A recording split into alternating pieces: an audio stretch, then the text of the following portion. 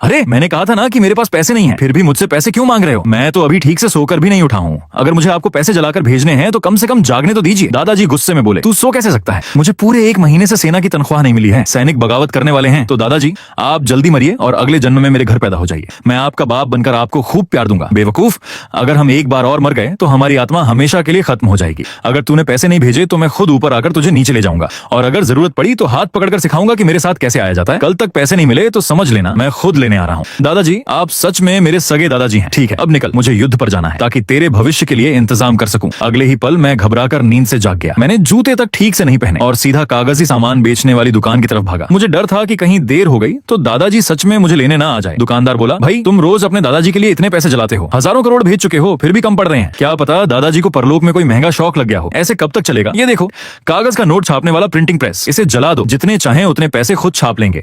वाह भाई, तुम तो जीनियस निकले, मुझे 3 दे दो। मैंने तुरंत तीनों कागजी प्रिंटिंग मशीन खरीदी और दादाजी की कब्र पर जाकर जला दी। दादाजी, मैंने आपके लिए 3-3 नोट छापने वाली मशीनें भेज दी हैं। अब जितने चाहें पैसे खुद छाप लेना, बस मुझे सपने में डराने मत आना। उस रात, अरे दादाजी अब क्या हुआ? क्या 3 मशीनें भी कम पड़ गईं? नहीं रे, अब तो हमारे पास पैसों का पहाड़ लग गया है। तो फिर मुझे सपने में क्यों बुलाया? पैसे तो बहुत हैं, लेकिन हथियार नहीं है। जल्दी किसी कागजी सामान बनाने वाले को ढूंढ और मेरे लिए टैंक, तोप, लड़ाकू विमान और मिसाइलें भेज। दादाजी, मैं कोई इच्छा पूरी करने वाला जिन्न हूँ क्या? मेरी पूरी तनख्वाह तो आपके कागज जलाने में चली जाती है और पैसे कहाँ से लाऊं? अरे मूर्ख, मैं मरने से पहले तेरे लिए 50 लाख रुपए छोड़कर गया था। वो मेरी एक्स गर्लफ्रेंड मुझे बेवकूफ बनाकर सारे पैसे ले गई। क्या हाय मेरी किस्मत। मैं रोने लगा। तभी दादाजी बोले, रो मत, जिसने मेरे पोते को रुलाया है उसे मैं छोड़ूंगा नहीं। दादाजी, आप तो मरने के बाद भी मेरा सहारा बने हुए हैं। सुन, मैं अब परलोक में विद्रोह की तैयारी कर रहा हूँ। क्या आप यमलोक पर कब्जा करने वाले हैं? बिल्कुल, यहाँ हालात बहुत खराब हैं। हर किसी से मजदूरी करवाई जाती है। पुनर्जन्म चाहिए तो पैसे दो, नहीं तो 100 साल तक काम करो। इसलिए हमने आधे यमलोक पर कब्जा कर लिया है। पहले जो पैसे मंगवाए थे वो सेना बनाने के लिए थे, अब हमें हथियार चाहिए। लेकिन दादाजी, मैं गरीब आदमी हूँ।